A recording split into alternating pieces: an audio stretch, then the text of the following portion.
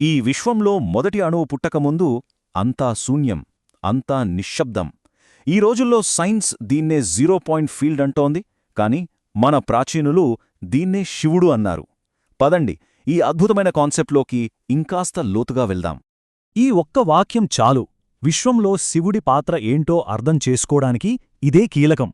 శక్తికి, దాని అదుపులో పెట్టే కంటైనర్కి మధ్య ఉన్న సంబంధాన్ని ఇది పర్ఫెక్ట్గా చెప్తుంది. అంటే ఇది కేవలం డిస్ట్రక్షన్ గురించి కాదు, ఇది ప్రిజర్వేషన్ గురించి, అంటే సంరక్షణ అన్నమాట. అయితే అసలు సమస్యేంటి? సింపుల్గా చెప్పాలంటే యూనివర్స్ యొక్క అసలైన ఎనర్జీ దాని సహజ రూపంలో చాలా వైల్డ్గా, అస్తవ్యస్తంగా, చెప్పలేనంత విధ్వంసకరంగా ఉంటుంది. దాన్ని అలా వదిలేస్తే ఇక ఏదీ మిగలదు. ఒక్కసారి ఆలోచించండి, సృష్టి యొక్క శక్తి ఎంత అపారమైనదంటే దాన్ని కంట్రోల్ చేయడానికి కూడా అంతే సమానమైన శక్తి కావాలి. లేదనుకోండి, సృష్టికి ప్రళయానికి తేడానే ఉండదు.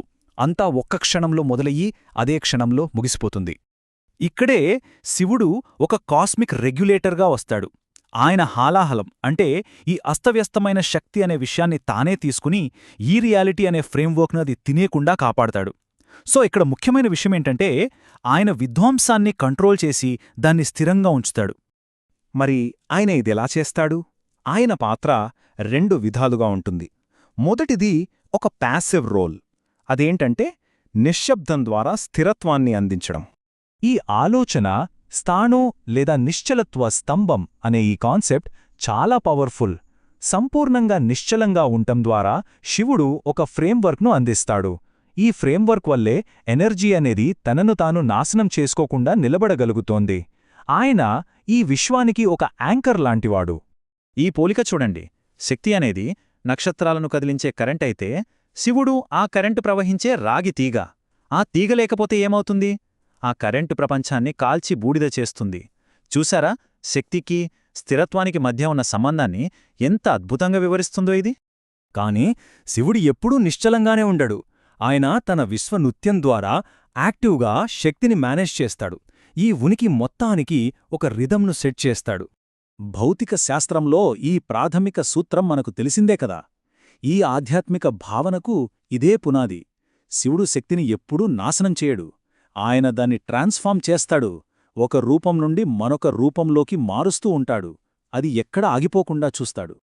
శివుని తాండవ నృత్యం అంటే కేవలం విధ్వంసం కాదు, అదొక కాస్మిక్ రీసైక్లింగ్ ప్రాసెస్. పాత నిలిచిపోయిన శక్తిని నాశనం చేయడం ద్వారా ఆయన కొత్త సృష్టికి దారి చూపిస్తాడు. ఇదొక యూనివర్సల్ రీన్యువల్ సైకిల్ అన్నమాట. ఈ గొప్ప విశ్వ ఆలోచనలు కేవలం థియరీ మాత్రమే కాదు, వాటిని చాలా శక్తివంతమైన సింబల్స్లో పొందుపరిచారు. ఈ సింబల్స్ అన్నీ ఒక కోడెడ్ లాంగ్వేజ్ లాంటివి. ప్రతి చిహ్నం వెనుక ఒక కథ ఉంది. డమర్కం సృష్టి యొక్క రిథం, అర్ధచంద్రుడు కాలచక్రానికి గుర్తు, విభూతి అంటే అంతిమంగా ప్రతిదీ శక్తిగా మారుతుందని గుర్తుచేస్తుంది. ఇక మూడో కన్ను పదార్థాన్ని తిరిగి శక్తిగా మార్చగల పర్సెప్షన్కి అంతిమ చిహ్నం. సరే, ఇప్పటివరకు మనం కాస్మిక్ స్కేల్లో చూసాం. ఇప్పుడు మనం దీన్ని చాలా పర్సనల్ లెవెల్కి తీసుకొద్దాం. ఎందుకంటే ఈ సూత్రాలు కేవలం నక్షత్రాలకే కాదు, మనక్కూడా వర్తిస్తాయి. ఈ నియమం యూనివర్సల్. పుట్టుక, పెరుగుదల, క్షీణత, మళ్లీ పునర్జన్మ. ఈ సైకిల్ ప్రతి స్థాయిలో కనిపిస్తుంది, గెలాక్సీల నుండి మన జీవితాల వరకు. ఆయన ఈ ప్రాథమిక లయను కాపాడుతాడు. విశ్వంలో జరిగే అత్యంత శక్తివంతమైన సంఘటనల్లో ఒకటైన సూపర్నోవాని ఊహించుకోండి. ఒక నక్షత్రం పేలిపోవడం. దాన్ని మనం ఈ విశ్వం యొక్క ఒక శ్వాసగా చూడొచ్చు, ఒక ఉచ్ఛ్వాసంలా.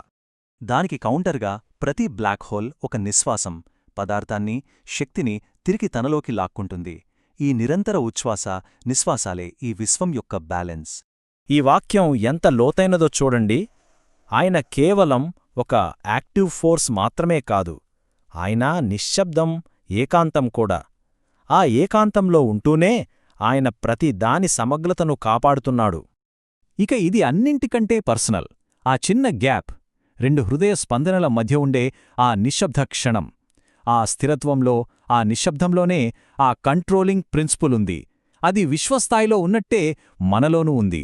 కాబట్టి మనం ఈ ఆలోచనతో ముగిద్దాం. ప్రతి నిశ్శబ్దంలో, ప్రతి విరామంలో రేపటి పొటెన్షియల్ కాపాడబడుతోంది. ఈ నిశ్శబ్దం ఖాళీగా లేదు, అది సంభావ్యతతో నిండి ఉంది, సరైన సమయంలో బయటకు రావడానికి వేచి చూస్తోంది.